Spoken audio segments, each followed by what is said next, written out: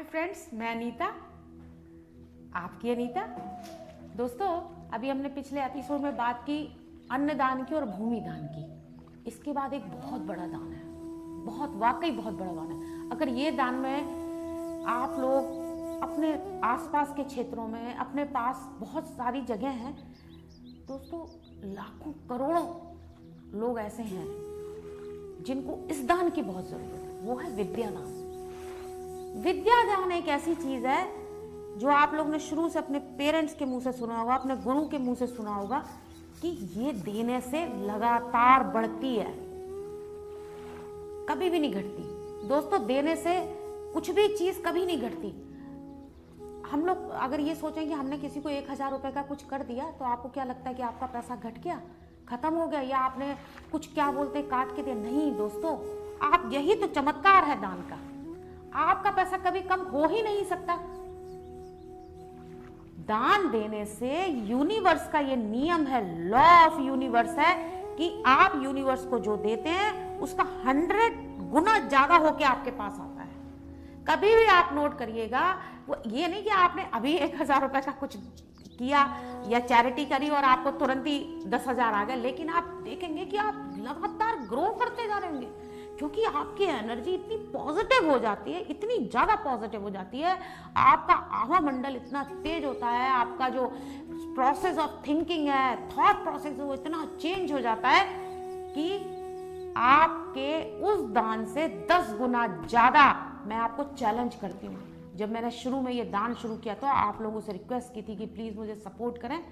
पहले मैंने अपने पास से निकला और ईश्वर ने मुझे उसका 10 गुना दिया कि ले।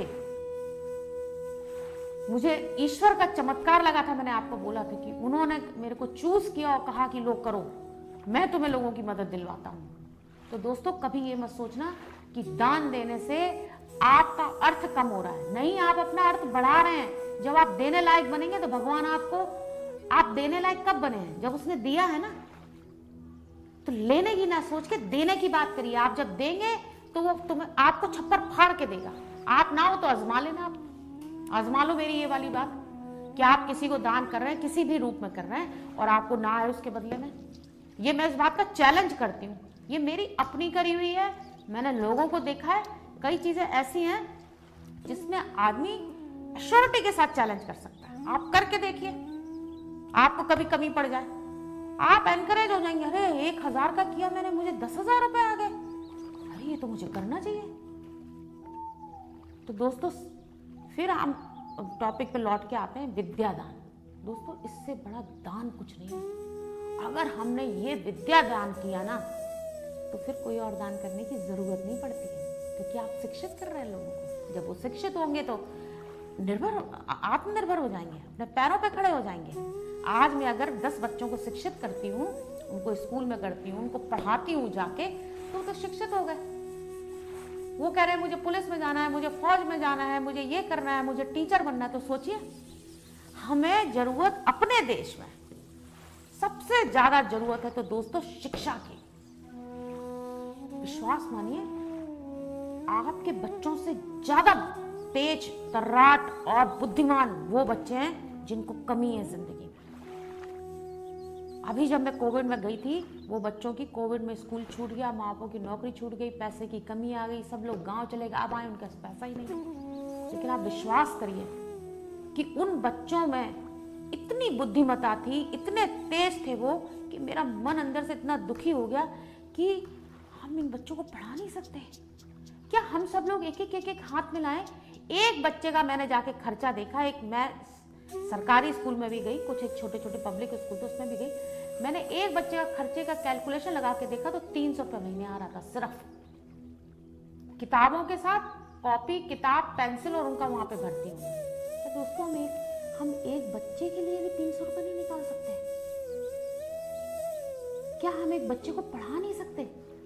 क्या आपको लगता है कि उनकी बुद्धि, भगवान ने सबको नाक, कान, मुंह, बुद्धि सब एक सी दी है, लेकिन कई लोगों को मिल रहा है, कई लोगों को नहीं मिल रहा है। तो दोस्तों, विद्या दान, आप किसी को पढ़ा रहे हैं, किसी को स्कूल में एडमिशन करा रहे हैं, या किसी को बुक्स, कॉपी, पेंसिल दे रहे हैं, इससे बड़ा दान कुछ नहीं है, क्योंकि आप उनको आत्मनिर्भर कर रहे हैं। आप जब उनको शिक्षित करेंगे तो उनकी सोच अपने आप बदलेगी। आपने देखा नहीं है, जो लोग गांव से दूर दूर आसाम और नेपाल और इधर उधर से जो आते हैं, चाहे वो छोटा ही काम करते हैं, वो उनसे ज़्यादा उन्नत है जो हमारे बच्चे आज गांव में सफ़र कर रहे हैं, जो कस्बों झुग्गी झोपड़ियों में सफ़र कर रहे हैं, उनसे ज़्यादा उन्नत है। उसका रीज़न है कि वो लोग यहाँ आके काम करते हैं, फिर 10 लोगों के मुँह से 10 बातें सुनते हैं, फिर उनको भी दिमाग में आता है कि हमारे बच्चों को पढ़ना चाहिए। आज हमारी सोसाइटियों में जितने सर्विस पीपल हैं जो हमें सर्विसेज दे रहे हैं डिफरेंट, उनको ये दिमाग में है कि हमारे बच्चे भी पढ़ें। मेरे ऊपर ही एक क्या बोलते हैं, किसी का घर बन रहा तो लेबर थी और मुझे लिफ्ट में मिली, मैंने कहा बच्चे को लेके तुम आती हो? कहती हाँ तसला ढोती हूँ बहन जी, इस बच्चे को लेके आती हूँ, क्या करूँ, पैसे नहीं है, ये खाने के लिए भी हो रहा है। तो मैंने कहा तुम बताओ कहाँ रहती हो, मैं तुम्हारे बच्चे को लाऊंगी, पढ़ाऊंगी, साथ में मेरे कई बच्चे पढ़ रहे हैं तो उनके साथ पढ़ाऊंगी। उसने बोला ये तो बहुत बड़ी अच्छी बात हो जाएगी, सबन पढ़ रहे हैं, ऐसे बोली, वो कोई गाँव की थी, सब पढ़ रहे हैं, मेरा बच्चा नहीं पढ़ पा रहा, मेरे साथ आ रहा है, आप बताओ बहन जी कहाँ पे छोड़ना होगा अपने बच्चे को पढ़ाने के लिए। तो ऐसा नहीं है, उनको भी समझ में आने लगा। ज़रूरत है दोस्तों हाथ उठाने की, हाथ बढ़ाने की। हम लोग बहुत बोलते हैं लेकिन खुद क्या योगदान है हमारा। चलिए आज हम ये शपथ खाते हैं कि हमारे अगल बगल का कोई भी बच्चा हो, हम हो, कैसे भी, अगर मैं 86 बच्चों को पढ़ा रही तो आप उनमें से कम 3 बच्चों को साथ ले लीजिए, उनकी जिम्मेवारी ले लीजिए। ऐसे 3-3 करके तो हम कितने लोगों को पढ़ा सकते हैं। आपके अगल बगल कोई रह रहा, आप बहुत दूर दराज रह रहे हैं, आप अगल बगल कोई रह रहा है, उसको आप पढ़ा के देखिए, उसके साथ जाइए, उसको सरकारी स्कूल में एडमिशन कराइए। जो महिलाएं फ्री हो जाती हैं, होम मेकर हैं, वो महिलाएं 8-10 बच्चों को बिठा कर पढ़ा सकती हैं। 1 घंटा ही पढ़ाएंगी तो उनके लिए बहुत होगा, विश्वास करिए। आपका विद्यादान इतना जरूरी है, शायद इस अन्न से, इस धन से, इस भूमि से, किसी से भी सबसे बड़ा है, क्योंकि आप उनको आत्मनिर्भर बना रहे हैं। वो चल के बड़े होके वो किसी लायक बनेंगे, वो कहीं नौकरी करेंगे। जरूरी नहीं है कि हर बच्चा ठेले पे चाय के गिलास धो रहा हो। देखिए कितनी अजीब सी बात है, कितनी बुरी। देखिए मैं माफ करिएगा, मैं एक बात कहना चाहती हूँ कि ये हमारे देश में ये प्रवृत्ति है कि हम छोटा सा बच्चा 10-12 साल का तो हम सोचते हैं इससे, हम लोग हर चीज की वजह ढूंढते हैं, इससे काम निकलवा लो तो इसको कुछ दो। दोस्तों जरूरी है हर बारी कि कोई हमारे काम आ रहा हो तभी हम उसके लिए कुछ करें? हर चीज की वजह ढूंढना चाहिए। दान के लिए क्या वजह ढूंढते? नहीं दोस्तों, दान के लिए वजह नहीं ढूंढी जाती, विद्या के लिए कभी वजह नहीं ढूंढी जाती कि ये लड़की हमारे यहाँ काम कर रही है, चलो इसको पढ़ा दो। ये लड़का अच्छा चल भैया घर का काम करोगे, आओगे हमारे साथ तो रोटी खिला दो। नहीं दोस्तों, एक बार निस्वार्थ होकर सोचिए, निस्वार्थ की हुई सेवा बहुत मननीय होती है, अतुलनीय होती है। ईश्वर अपनी गले से लगा लेता है उसको। तो दोस्तों विद्यादान मेरा अभी एकदम लेटेस्ट प्रोजेक्ट है, जिसके अंदर 2 ही दिनों के अंदर मुझे इतने सारे बच्चे मिल गए। शायद अगर मैं 2 दिन और घूमूं तो इतना बच्चा हो जाए कि मैं उनको संभाल ही नहीं पाऊंगी। मेरे पास इतनी अभी फंडिंग नहीं है कि उन बच्चों के लिए मैं कुछ कर सकूं। कुछ एक फोन कॉल आए हैं जो अपनी सर्विसेज देना चाहते हैं, तो हम लोग एक दूसरे के साथ हाथ जोड़ के आगे बढ़ेंगे।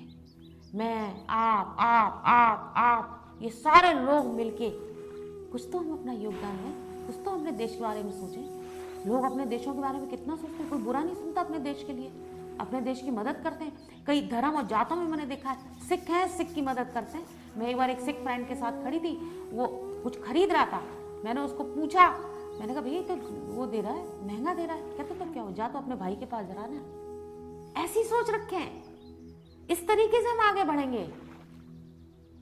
एक दूसरे के साथ हाथ मिला के ही हम अपने समाज में कुछ छोटी छोटी तब्दीलियां और परिवर्तन ला सकते हैं। दोस्तों इसके लिए हमें बहुत एग्रेशन की जरूरत है, और साथ में विनम्रता की भी जरूरत है, और साथ में योगदान की जरूरत है। अगर हम लोग थोड़े लोग भी मिल जाए ना, अलग अलग थोड़े 20 लोग, 50 लोग भी मिल जाए ना, तो हम ये काम कर लेंगे।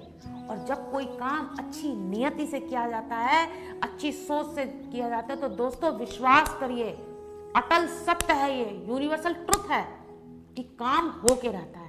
ये मैं खुद आजमा रही हूँ। तो दोस्तों हमने विद्यादान पे बात करी है, और आज मैं चाहती हूँ कि आप लोग मेरे इस प्रोग्राम को, मेरे इस एपिसोड को जगह जगह शेयर करें, फैलाएं, ताकि लोगों के अंदर ये भावना पैदा हो कह रहे 300 रुपये में एक बच्चा पढ़ सकता है, तो हम 1000 रुपये में तो 3 बच्चों को पढ़ा सकते हैं।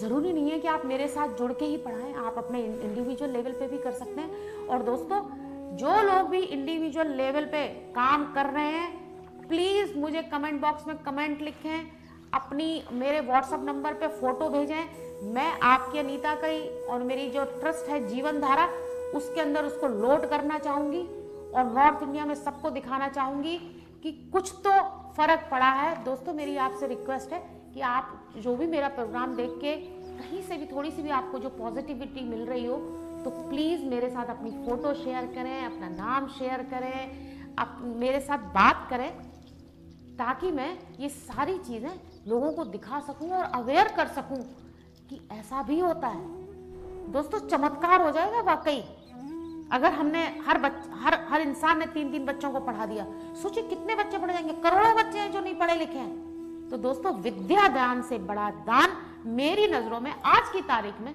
कुछ भी नहीं है। इसके बाद हम 2 और दानों के बारे में चर्चा करेंगे।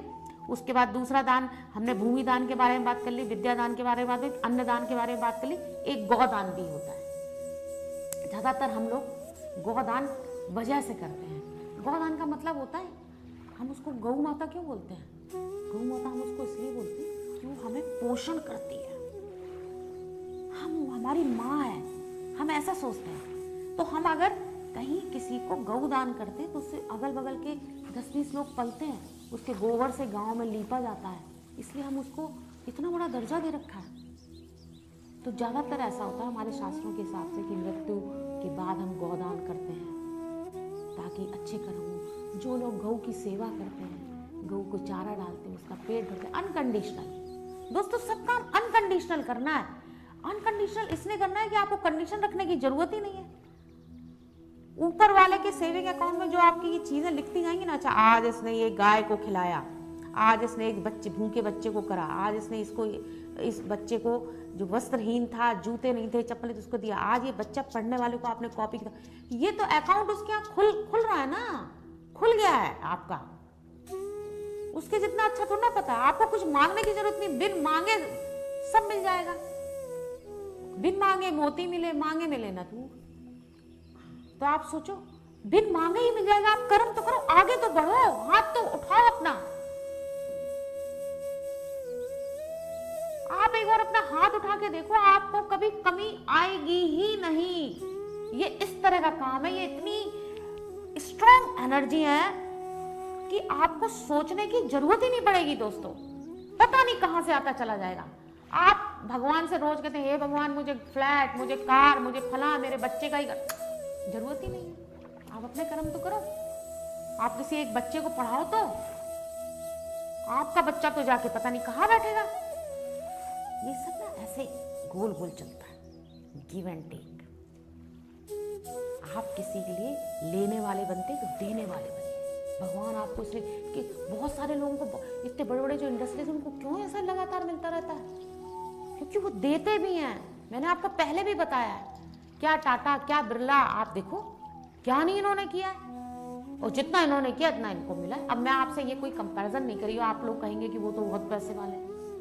बहुत पैसे वाले तो थोड़ा ना हमारे पास इंडिविजुअली आ रहे हैं, वो एक समूह में कर रहे हैं, वो बहुत बड़ा काम कर रहे हैं। लेकिन आप सोचो कि वो एक होके बड़ा काम कर रहे हैं, ठीक है, वो एक समूह के पास पहुंचता है। और अगर हम सारी जो जनता, प्रजा मिल गई, छोटे छोटे हर बच्चे, हर इंसान ने 3 बच्चों को पढ़ा दिया, तब तो कमाल ही हो जाएगा। बात सोच बदलने की, छोटी सी सोच ऐसे कि नहीं यार, ये ना आज हम डिनर पे जाएंगे तो सिर्फ एक बजट बना के जाएंगे कि 1500 का ही खाना खाना है, 2500 का नहीं खाना है। 1000 रुपए में ना मेरे को फीस देनी है बच्चों की, 300 के हिसाब से, और 100 रुपए की पेन 10 खरीद के देने। हो गया काम, 1 मिनट में हो गया काम। इतनी तो सोचा कि नहीं यार, मेरे को बजट 1500 का बनाना है, 2500 का खाना नहीं खाऊंगा मैं, 1000 में मेरे को फीस देनी है बच्चों की और 10 पेन खरीद के देना है। बताइए आप, भगवान ने हमें समर्थ बनाया है, तो हम उन लोगों को भी तो समर्थ बनाए ना जो नहीं है। जरूरी थोड़ा है कि अब मेरा बच्चा जब क्या बोलते हैं, 12th में अच्छे नंबर ले आएगा तो मैं 100 कॉपियां बांटूंगा। मेरा बच्चा बर्थडे होगा तो मैं जाके पेंसिलें और रबड़ कटर बांट दूंगा। मेरा बच्चा पैदा हुआ है इसलिए मैं जाके गरीब बच्चों को खाना खिला दूं। क्यों भाई, वजह किस लिए? निस्वार्थ कुछ नहीं हो सकता। आपका बच्चा पैदा होगा तभी आप करेंगे, या आप अनाथ आश्रम में तब करेंगे जब आपने अपने लड़के की शादी कर ली है, अब उसके हाथ से आप अनाथ आश्रम में डलवा दें। दोस्तों प्लीज इतना सा विचार बदलना है, थोड़ा सा विचार बदलना। आप मेरी इस बात पर ध्यान दीजिए, मेरे को सहयोग करिए। हम इन बच्चों को, अरे कुछ हजार बच्चे ही पढ़ा लिए हमने तो कितना चेंज हो जाएगा, समाज में कितना बड़ा चेंज आ जाएगा। मेरे साथ तो आप मिलिए ही मिलिए, और अगर आप मुझ तक नहीं पहुंच पा रहे, किसी कारणवश, मेरे वैसे फोन और नंबर सब कुछ चल रहे हैं, सारी चीजें मैंने दे रखी, नहीं हो पा रहा है, आप अपने आसपास ढूंढिए, मुझसे साथ शेयर करिए। मैंने आपको कितना बोला कि मेरे साथ शेयर करिए। आपकी अनीता नाम की मेरी वेबसाइट है, प्लीज उसको चेक करिए। मैं उसके अंदर डाल रही हूँ अपने विचार। आजकल तो मोबाइल में सब कुछ है, आप मेरे नंबर पे, मेरे व्हाट्सएप पे, मेरे उसमें आप सब भेजिए, मैं सारी चीजें शेयर करूंगी। और रोज मैं सारी चीजें शेयर कर रही हूँ लोगों के साथ। बहुत सारे लोग मेरे साथ जुड़ गए हैं, तो प्लीज मेरे को सहयोग दें, अपना सपोर्ट करें, लाइक शेयर करें, प्लीज लोगों तक पहुंचाएं। ये बातें अच्छी हैं जो हमारे जीवन में प्रगति ही लाती हैं। नेक्स्ट एपिसोड के लिए फिर हम मिलते हैं। धन्यवाद, थैंक यू वेरी मच।